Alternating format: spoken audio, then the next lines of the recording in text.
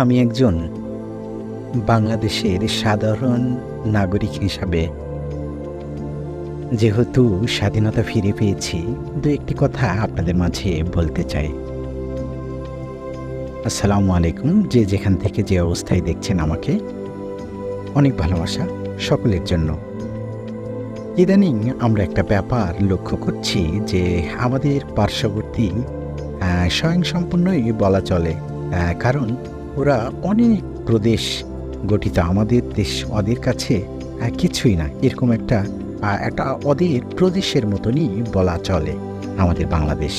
তো দেখুন, চারিপাশে যেহেতু ভারত বর্ডার আছে, বা আমাদের চিকিৎসা ক্ষেত্রে বলেন বা এটসেট্রা অনেকের কাজে পার্শ্ববর্তী দেশে আমাদের কিন্তু যেতে হয়।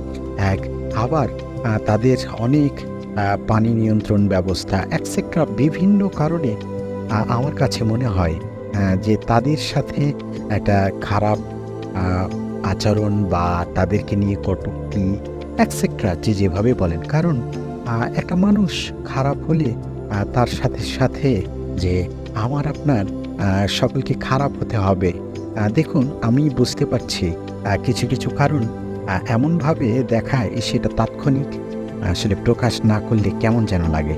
তো সেই হয়েছে আমরা নেটিজেনরা ইদানিং একটি কলকাতার আ সাংবাদিকের কথা দেখছি। আসলে এই একটা উন্মাদ বা এই চ্যানেলগুলো আমি আসলে নিজেও বয়কট করেছি। কারণ এরা মনে হচ্ছে একটা খবর প্রচার করছে, তবুও এ খবরের মধ্যেও অভিনয় করছে। এবং এরা যে চ্যানেলগুলো প্রচার করে কলকাতা থেকে, ম্যাক্সিমাম ক্ষেত্রে যে বাংলা চ্যানেলগুলো ক্রাইম পেট্রোল বা হিন্দিও আছে এটসেট্রা, বা এই চ্যানেল বা এই অনুষ্ঠানগুলো বা সামাজিক প্রেক্ষাপটের যে অনুষ্ঠানগুলো এরা প্রচার করে, এটা একেবারেই বাংলাদেশে বয়কট করা উচিত।